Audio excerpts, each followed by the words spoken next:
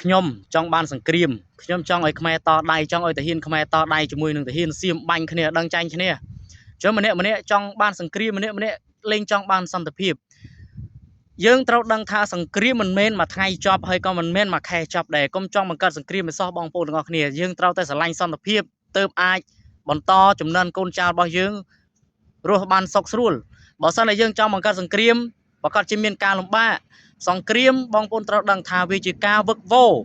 និងការបំផ្លាញដ៏ធំធេងហើយមានការឈឺចាប់រវាងប្រទេសមួយទៅប្រទេសមួយរវាងកូនចៅតចំនួនរបស់យើងហើយវាមិនអាចដោះស្រាយក្នុងរយៈពេលមួយខែឬក៏មួយថ្ងៃ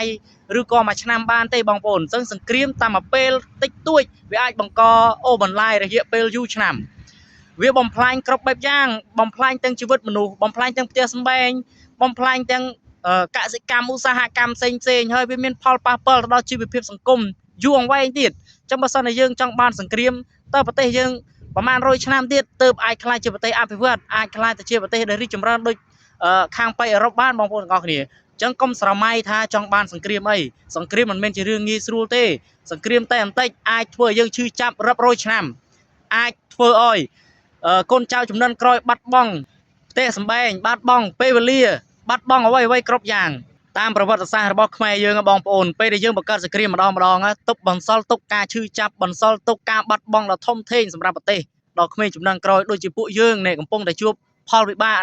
ដោយសារតែសង្គ្រាមពីសម័យដើមណាបងប្អូនទាំងអស់គ្នាបងប្អូនចូលគិតមើលតែបន្តិចអារឿងសង្គ្រាមនេះបើសិនតែយើងបាញ់គ្នាប្រយុទ្ធគ្នាជាមួយសៀមរោដឹងឈ្នះដឹងចាញ់អញ្ចឹងការប្រយុទ្ធតែបន្តិចទុកស្នាមការឈឺចាប់ទុកការបែកបាក់ប្រាត់ប្រាសបងប្អូនគ្រួសារមានស្ត្រីមេម៉ាយមានក្មេងកំព្រាជាច្រើនតចំនួនការបែងចែកគ្នារវាងជាតិអាចវាបំផ្លាញសេចក្តីជឿជាក់បាត់បង់សាមគ្គីគ្នាទៅវិញទៅមកប្រទេសណាដែលធ្លាក់នៅក្នុងសង្គ្រាមបងប្អូនត្រូវចាំថាត្រូវចំណាយពេលរាប់សតវត្សតម្រាំតែនឹងអភិវឌ្ឍឬក៏ស្ដារសេដ្ឋកិច្ចឡើងវិញបានណាបងប្អូនទាំងអស់គ្នាសង្គ្រាមមិនមែនមានតែអ្នកឈ្នះឬក៏អ្នកចាញ់តែប៉ុណ្ណោះទេវាជាក់ស្ដែងមនុស្សគ្រប់គ្នាគឺជាអ្នកចាញ់ព្រោះគ្មាននរណាដែលអាចទទួលបានសន្តិភាពពេញលេញពិតប្រាកដទេវាមានតែទទួលបានការស្លាប់ការទុកព្រួយការឈឺចាប់បែកបាក់គ្រួសារកំព្រាបាត់បង់គ្រួសារតែប៉ុណ្ណេះឯងបងប្អូនទាំងអស់គ្នាហើយស្នាមរបួសនេះបើសិនជាការឈឺចាប់នេះបងប្អូនមិនមែនមួយថ្ងៃអាចជាទេមានន័យថាវាចងចាំដកចិត្តនៅក្នុងចិត្តយើងតចំនួនដោយសម័យប៉ុលពតចឹងណាបងប្អូនទាំងអស់គ្នាសង្គ្រាមប៉ុលពតបែកបាក់គ្រួសារសម្លាប់មនុស្ស3លាននាក់បងប្អូនគិតមើលថាឥឡូវនៅផ្លេចអត់នៅតែចងចាំដដែលនេះជាវិបត្តិនៃសង្គ្រាមកុំនាំគ្នាចង់បង្កើតសង្គ្រាមអីកុំចង់អោយប្រទេសយើងមានសង្គ្រាមអីព្រោះប្រទេសយើងមានសង្គ្រាមតចំនួនច្រើនណាស់តម្រាំតែនឹងបានសន្តិភាពពេញលេញដូចសពថ្ងៃនេះណាបងប្អូនទាំងអស់គ្នាអញ្ចឹងកុំសម័យតែចង់បង្កើតសង្គ្រាមអីវាមិនមែនជារឿងងាយស្រួលវាមិនមែនជាដំណោះស្រាយសម្រាប់ប្រទេសយើងទេព្រោះប្រទេសយើងទៅងើបបើសិនតែយើងចង់ឲ្យវាត្រឡប់ទៅអតីតកាលវិញដឹងស្មើណាបើប្រទេសយើងរីកចម្រើនបងប្អូនទាំងអស់គ្នាត្រូវពិចារណាមើលច្បាស់ហេតុដូច្នេះហើយសង្គ្រាមវាមិនមែនជាផ្លូវដើម្បីដោះស្រាយទំនាស់គ្នាទៅវិញទៅមកបានទេបងប្អូនទាំងអស់គ្នាការបញ្ចប់សង្គ្រាមមួយត្រូវការពេលវេលាយូរការចរចាការសហការគ្នារវាងប្រទេសមួយទៅកាន់ប្រទេសមួយបើសិនតែយើងចាប់ផ្ដើមគិតពីសង្គ្រាមគឺដូចយើងកំពុងតែចាប់ផ្ដើមបំផ្លាញអនាគតរបស់ខ្លួនឯងអញ្ចឹងបងប្អូនទាំងអស់គ្នាដូច្នេះហើយយើងត្រូវតែថែរក្សាសន្តិភាពហើយយើងត្រូវចេះអត់ធ្មត់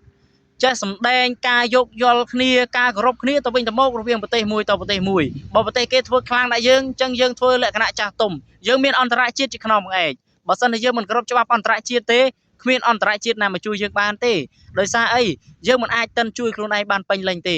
ព្រោះយើងប្រទេសយើងនៅតូចណាស់ហើយយើងក៏ទៅងើបពីសង្គ្រាមដែរបងប្អូនទាំងអស់គ្នាត្រូវចងចាំបងប្អូនមើលតែខាងអឺរ៉ុបទៅបានហើយអ៊ីស្រាអែលជាមួយនឹងហ្គាហ្សាអញ្ចឹងបាញ់គ្នា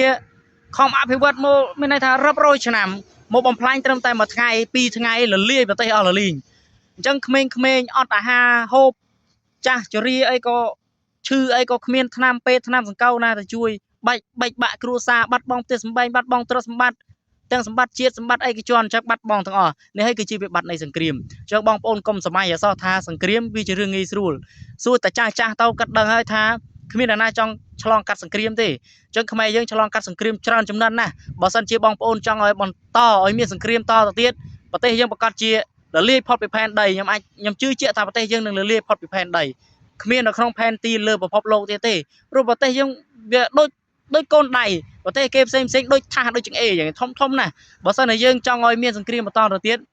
ខ្ញុំជឿជាក់ថាប្រទេសខ្មែរយើងប្រកាសជាលលាយផុតពីផែនដីអញ្ចឹងបងប្អូនត្រូវតែស្រឡាញ់សន្តិភាពរួមគ្នាការពារប្រទេសយើងទាំងអស់គ្នា